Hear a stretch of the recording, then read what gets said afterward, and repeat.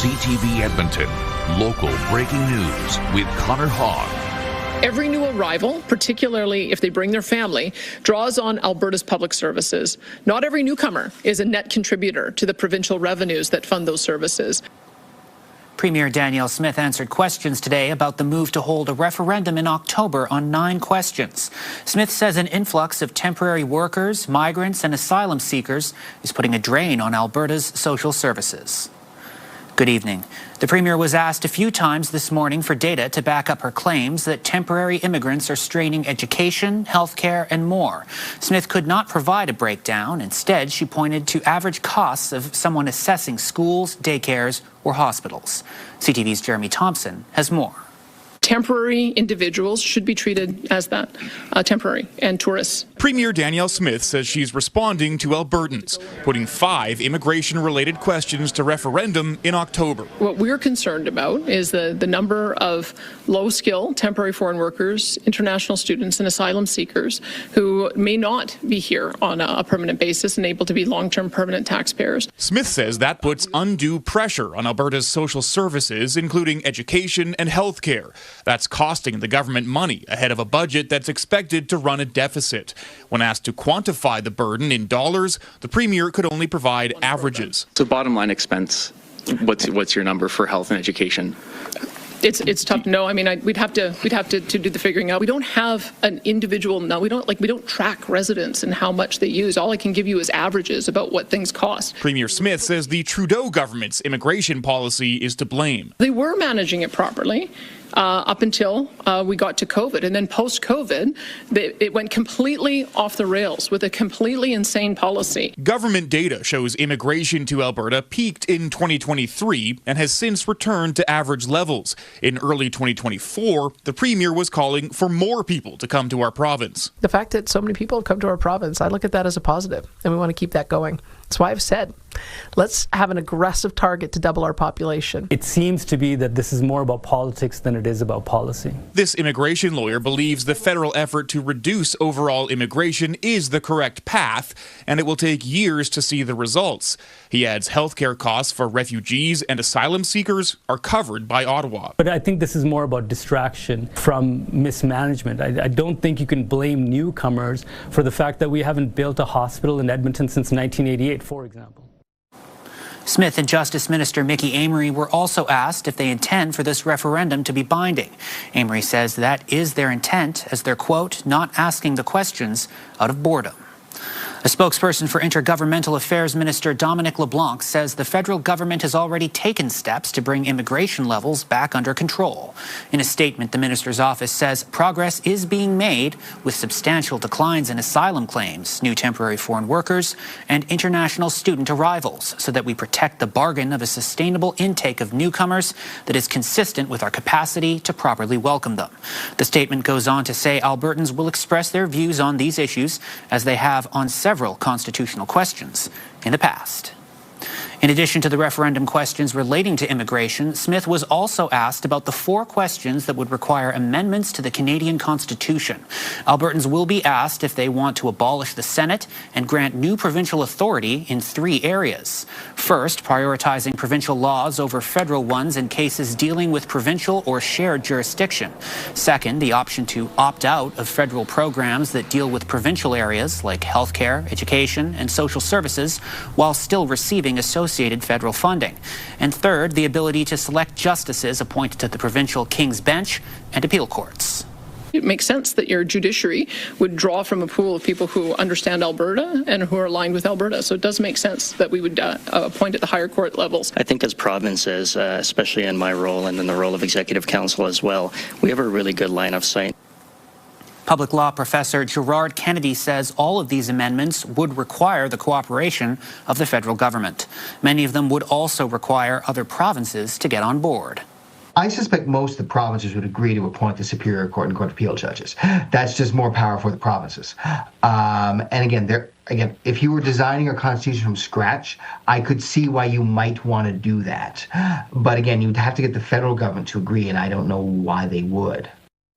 Kennedy says several of the proposals would also need approval from both the House of Commons and the Senate, meaning the Senate would have to vote to abolish itself. Danielle Smith was also asked today about the potential for other referendum questions to be added to the list this fall.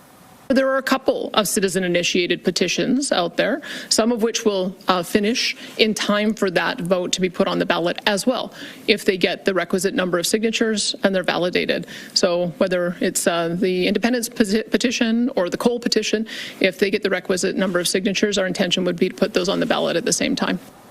Stay Free Alberta's independence referendum question has until May 2nd to collect more than 177,000 signatures, while Corb Lund's effort to outlaw coal mining on the eastern slopes of the Rocky Mountains has until June 10th to collect names.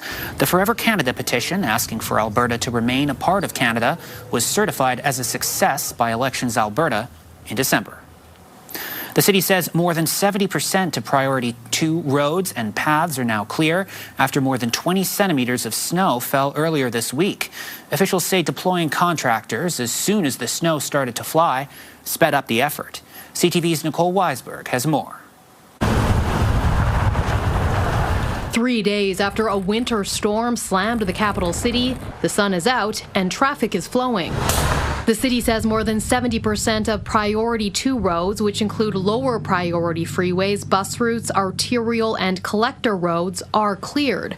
The Phase 1 parking ban remains in effect, but will likely be lifted soon. Normal Phase 1 parking bans last 3 to 5 days, so we'd be expecting to finish up by the end of the weekend.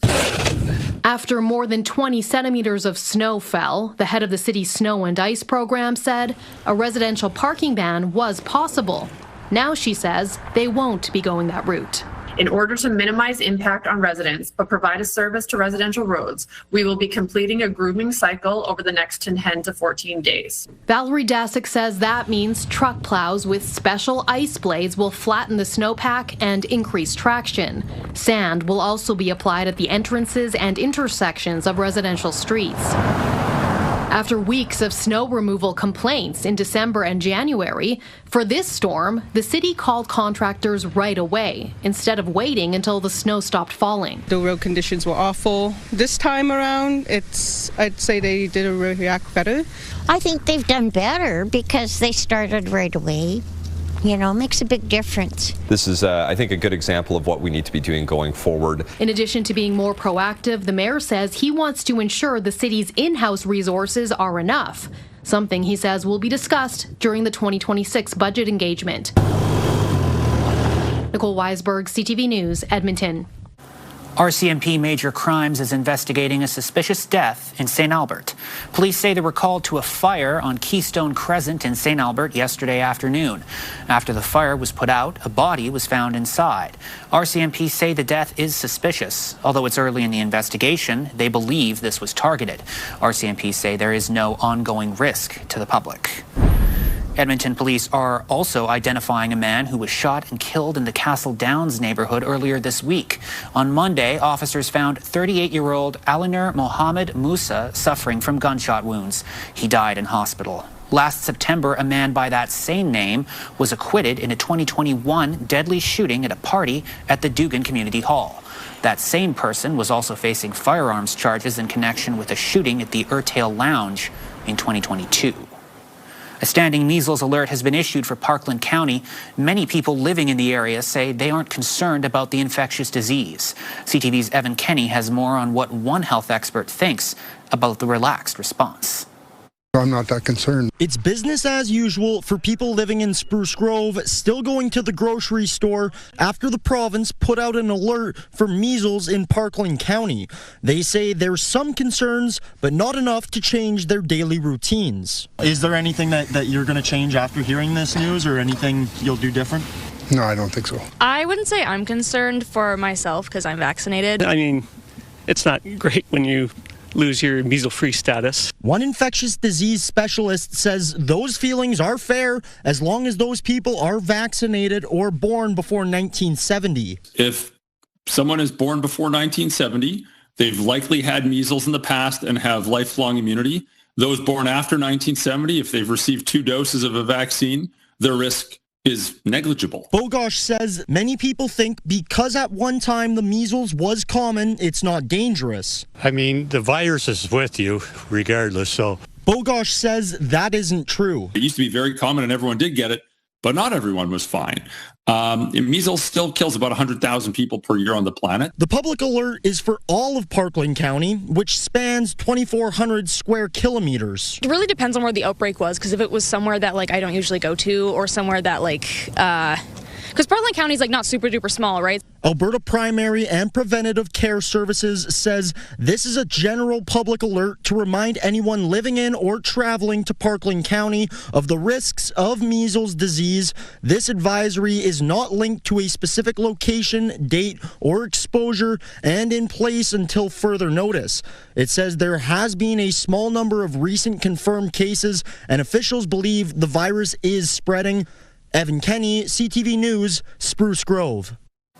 The Canada Revenue Agency says you should have an easier time filing your taxes this year.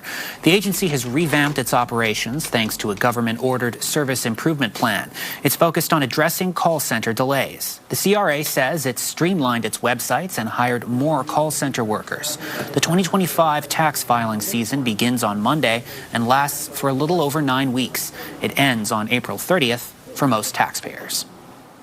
Connor McDavid will skate in Sunday's Olympic gold medal hockey game.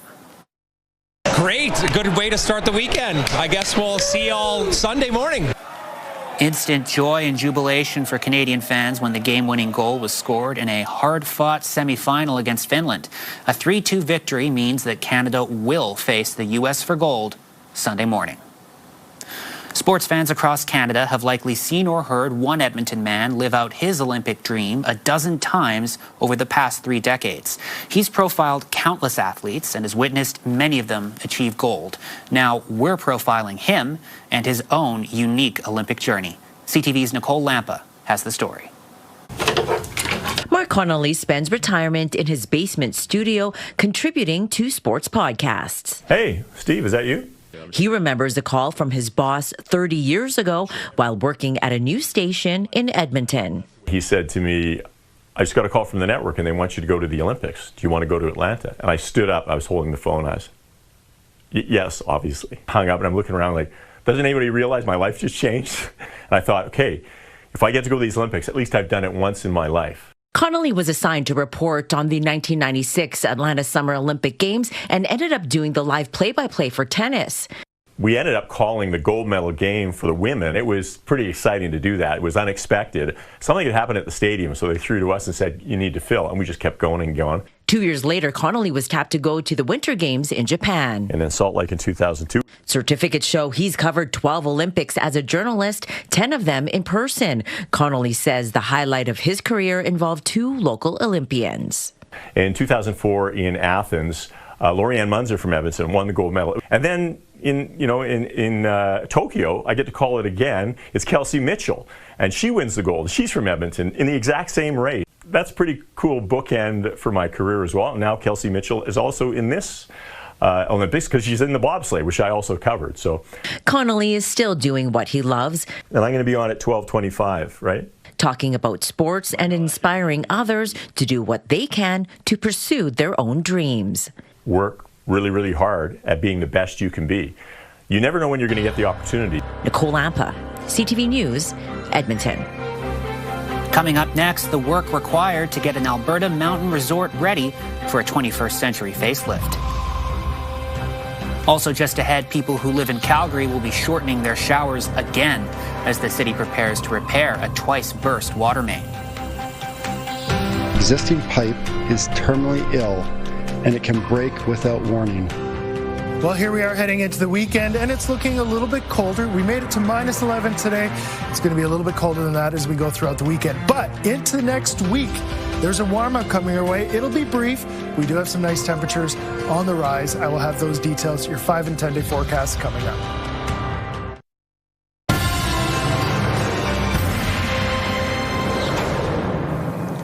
A gold medal from the 1952 Winter Olympics has been auctioned off for $50,000. RR Auction says the medal once belonged to William Gibson, a member of Edmonton Mercury's hockey club that represented Canada at the Oslo Games. Gibson was Canada's leading scorer at that tournament. The auction house says the medal was with the Gibson family for more than 70 years. Strathcona County is counting down to the 2026 Alberta Summer Games. With 6 months to go, the board recently secured a $75,000 grant from the Alberta government. Organizers say the money will help feed the 2,000 athletes who will descend on the county this summer. Athletes from 11 to 16 years old will compete across individual and team sports at facilities in and around Strathcona County. The board chair says after 2 years of planning, everything is falling in place. He's most looking forward to the arrival of the athletes. The excitement that comes with this age group specifically, it's pretty cool to see them. And this is the culmination of, a lot of efforts to get to these games for them as well across. They've had to qualify in order to get here. So it's just that excitement of them coming in. Volunteer opportunities will open in the coming weeks. The last time Strathcona County hosted the Alberta Games was 26 years ago. The Fortress Mountain Resort is hosting open houses to get feedback on a major expansion plan. They want to turn the resort into a year-round facility with on-hill accommodations, shopping, and activities for visitors. The work is planned over a 15-year period, and the first phase could start in 2027. CTV's Kevin Fleming reports. It's far from its former glory as a thriving ski resort, but Fortress Mountain will soon look much different. None of this old infrastructure can be saved, and investors are ready to spend close to $100 million in the first phase of redevelopment here. We're very well capitalized, and we're also going to be doing this with many, many partners. And the really exciting part is that we have interest from around the world. So this isn't just Alberta money and some BC money coming in. We have European and American money that is really keen on investing in this project. David McKenna says work could begin soon on the new look for the mountain. I think 26 won't see really anything really happening on the ground. There simply won't be time in the construction calendar for that, but starting in 27 we'll be able to get things moving. But before any of that work can start, there are public consultations underway to get feedback from people in Canmore, Calgary, and Edmonton. Randy Johnson is an avid hiker who says the developers have a lot of work to get the project right, not only for visitors, but the animals. The wildlife corridors, many people will come here to see wildlife, but if you have a large number of people, that scares the wildlife away. So how do you get the right balance? Helena Ansari wants to learn as much about the project as she can. I think it's good that they're engaging and they're talking, they're willing to answer questions. I wish they knew a bit more. I think we were asking some questions and they didn't know the answers. In December, the province gave the green light to year-round operations at Fortress, Castle Mountain, and Nikiska. That has the NDP and the Canadian Parks and Wilderness Society worried. We do want to see sustainable tourism in the province. And unfortunately, seeing what's going on with Fortress right now, it really is representing a lot of those worst case scenario concerns that we had when the All-Season Resorts Act first went into play. I think that everybody involved is Calgary local or has lived in the mountains, and so nobody's really interested in ruining the very thing that will make it popular for people to attend. Kevin Fleming, CTV News, Calgary. In 2 weeks, Calgarians will be shortening their showers again. The restrictions come as more work is done to repair the city's twice-burst water main. The Bears Paw South Feeder main first burst in June of 2024. It happened again this past December. The new water restrictions are expected to last about a month. People who live in Calgary and surrounding areas will be asked to save between 25 and 30 liters of water every day. The upcoming repair work is intended to prevent another incident, preemptively targeting 9 segments of the existing pipe that have advanced deterioration. Coming up after the break, returning to Fortress Mountain, where our cameras found a most unusual kind of family business. The dogs are like my family. I grew up with them. Me and my dad named all of them. My sister as well. Monday in your morning with the rise of AI, we look at the tech skills that are still needed in the workforce and a new look that may reshape how Canadians understand treaties and Indigenous sovereignty. We'll see you at 6. Programming brought to you by James H. Brown Injury Lawyers, the heavy hitters of injury law. Well, it was a pretty decent Friday. We did see a lot of sun and our temperature warmed to -11. It felt quite nice when you were outside. A big difference from where we were at the beginning of the week. There was a day this week where we only made it up to -23, and that's where we started off this morning. So little bit more of a warm-up for today. Fortunately, as far as the weekend, a little bit cooler than what we had today, and a little bit more cloud as well. Let's take a look at the calendar. It was back on Wednesday where we only had a high of minus 23. Today, minus 11. 4 days below average seasonal high. We'll add a few more. But then, as we go throughout the mid part of next week, we should be adding to the above average seasonal. So we do have a little bit of a warm-up coming our way.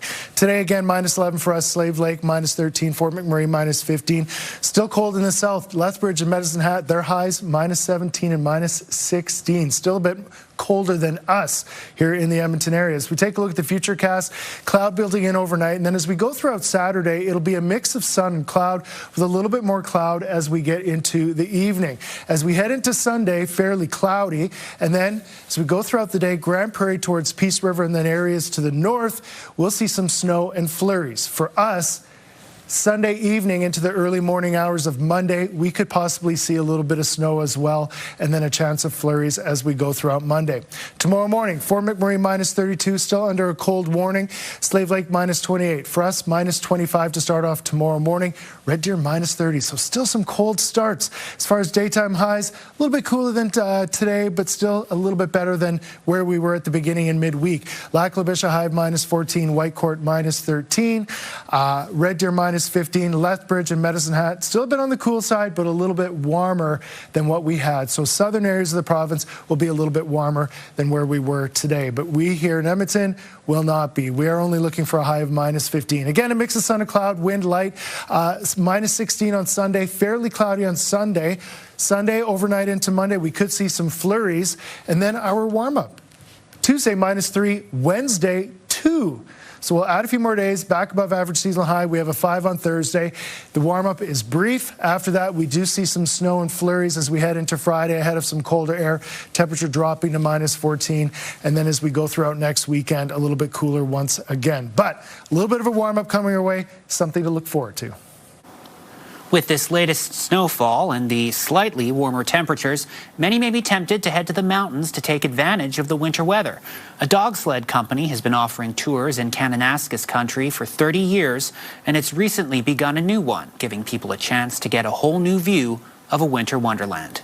CTV's Kevin Fleming takes us there. A team is made up of 7 dogs and a musher. Today, 2 teams are taking 3 visitors from England out on groomed trails at Fortress Mountain. The former ski resort is now home to K-Pow cat skiing, and last year the dog sled tours were invited to share the space. This neck of the woods is just unbelievable, as you can see. And having this opportunity here at Fortress, I feel very, very fortunate and very, very thankful that I have this opportunity and to be able to share this with our clients. It's a family business, and Russell Donald's daughter has been part of it since she can remember and is now officially one of the tour guides. The dogs are like my family. I grew up with them. Me and my dad named all of them, my sister as well. Even in the summer when I'm not working full-time with my family, I come back and every day off I'm at the kennel with them. Justin Thomas and his family are visiting from England, and it's the first time they've done anything like this. I was saying it's just, it's like everything's in HD out here, was an expression I heard earlier, and it's really true. It's just, it's magical. The snow's fantastic. So yeah, never seen anything like it before. Yeah, it's brilliant. It's a frigid tour, but the perfect way for daughter Emily to spend her birthday. It's really fun. Like, you get to take in everything that's around, and even just watching the dogs just run, they're adorable, and they're like, they just go for it. You can tell they love it. Along with tourists from all over the world and around Calgary, Mad Dogs takes movie producers out to scout for filming locations on the mountain. Especially with The Last Frontier, we were involved in a lot of the scouting and such for it. So deciding what's possible, what isn't, and yeah, and just working with the dogs. Featured some of our dogs in various movies, and we got to do some body doubling in some of the productions as well, which was interesting. And that's ultimately how I got to know these guys at Fortress. And the Donalds, along with their dogs, hope it's a long-term relationship. Last year the tours finished up at the end of April. This year, with all the new snow that they've had here, they're hoping to run the dogs until the end of May. Kevin Fleming, CTV News, Fortress. Thanks for watching us tonight. For news anytime, visit our website, ctvnewsedmonton.ca. Thanks for spending your time here. Have a good night.